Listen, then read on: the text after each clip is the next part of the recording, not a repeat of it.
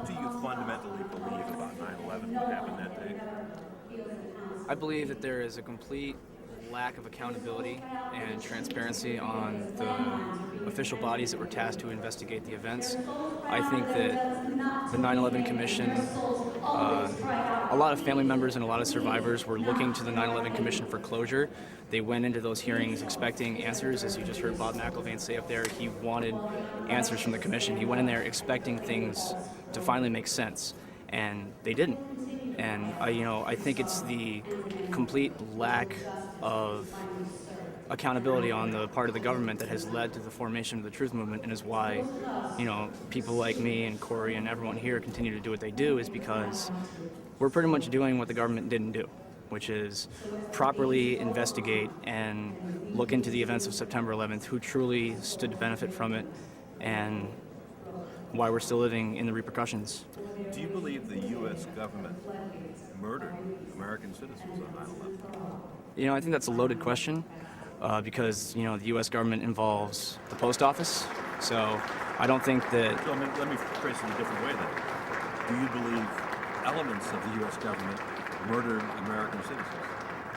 I believe that it's highly possible that there were definitely elements within the Bush administration that either were criminally negligent or criminally complicit in the events. Complicit, you mean they allowed the killing of innocent Americans?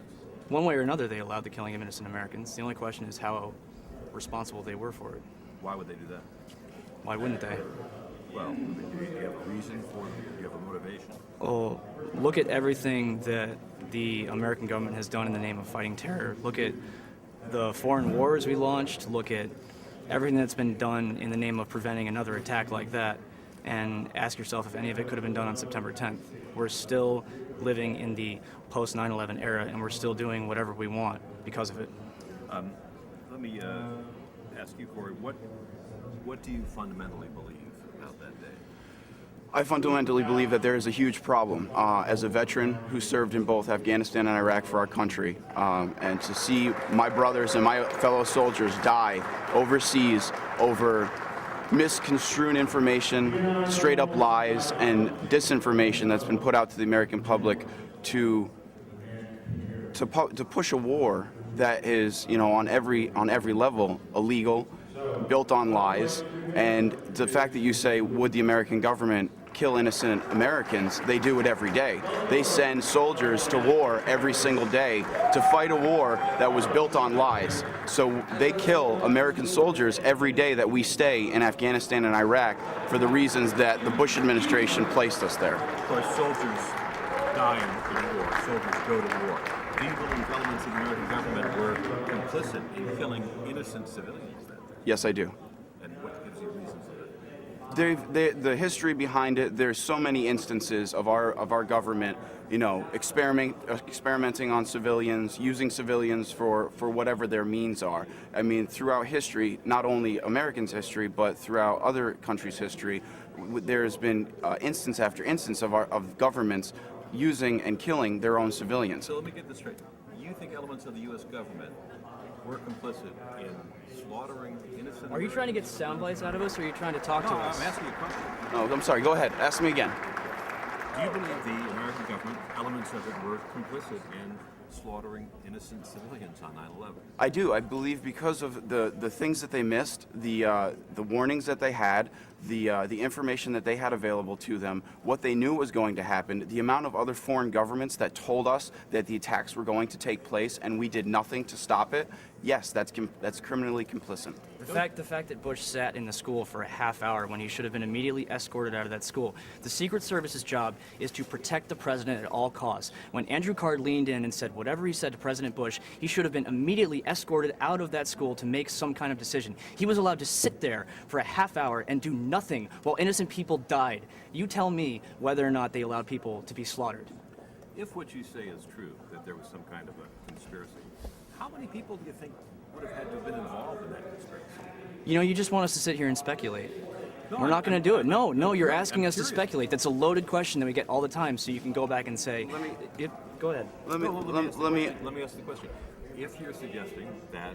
There's no way of knowing. If you're suggesting that the U.S. government was somehow complicit, don't you think a lot of people would have had to have been in on that secret? Not a lot of people, no. And absolutely. War games take place all the time. Soldiers within the military, other private corporations do war games all the time. They are people behind a computer operating things and interjecting blips, removing blips from radar, making things happen so that, that it's a war game. And to them, they think it's just part of an exercise. But it can be easily real life situation. I mean, people pilot Predator drones all the time, and things can be easily, done without someone actually knowing that they're actually taking place in it. And if so many people were involved, wouldn't somebody come out and say something, right? That's your next question.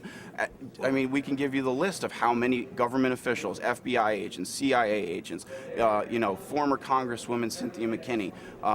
There is a laundry list, hundreds and thousands of names long, of government officials, politicians, inside, the intelligence agencies that have come out and said the numerous issues that are up with 9/11. And you want us to focus on, did the government do it, or, are... There's an FBI whistleblower here right now if you want to interview her. I mean, if Oh, you're... no, we plan on interviewing her, but I mean, the question is, if people would have had to have been in on the conspiracy, don't you think by now someone would have acknowledged it?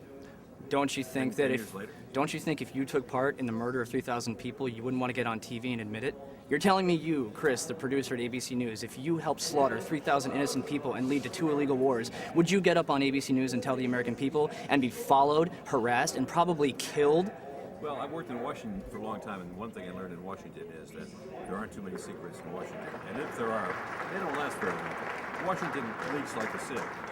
You ever heard of the Manhattan Project? So you know that Harry Truman didn't even learn about it until he took office?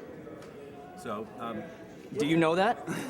Do you know that Harry Truman didn't know about the I'm Manhattan? not going to debate the Manhattan Project. Well, you want to debate about whether or not secrecy is possible in the government, and I think I just proved it to you. I'm just trying to get your view.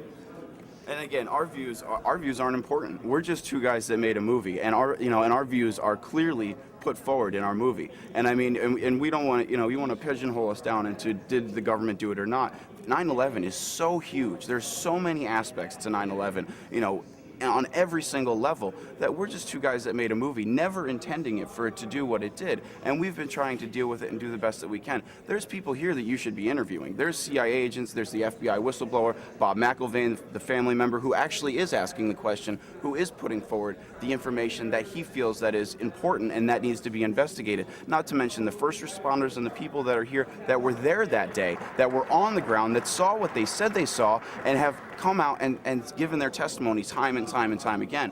We're just two guys that took that information and collected it into a digestible piece of video edited information. And it's only because of all of these people's work that we've ever gotten any credibility at all. And we shouldn't get any credibility. I'm just going through college now. That's another question. Are you prepared to admit that you might be wrong? That Absolutely. in fact, We've been wrong before. there may have been hijackers. We didn't say there weren't hijackers. Of course there was hijackers. Of course they're clearly there on the Put words in video our mouth, and you can't say that we believe things that we didn't say we believe. It's that simple. No, I'm asking you, are you prepared? We've been prepared the since fact we've that you're been prepared wrong. since And we day wanna one. be wrong. But you know what happens is ABC News comes and interviews us and then goes and attacks us instead of actually going and, I don't know, maybe trying to get some accountability for the events. It's easier for you guys to interview the 2 young filmmakers and attack them, call them names, put words in their mouth, and extract sound bites from them than to actually go and try to investigate the attacks. And so we just keep fighting back and forth with the media. You just keep calling us names and we keep going, why aren't you going and interviewing actual people that could lead to a new investigation? Why is it easier to interview us and to demonize us than to actually try and get your job done? Well, a lot of journalists have done that, and a lot of organizations have reported. As you know, the assertions you make were sort of disputed point by popular mechanics. No, they weren't. They picked 7 claims that they said the whole movement makes, and they painted them with a brush and said, that's it, case closed.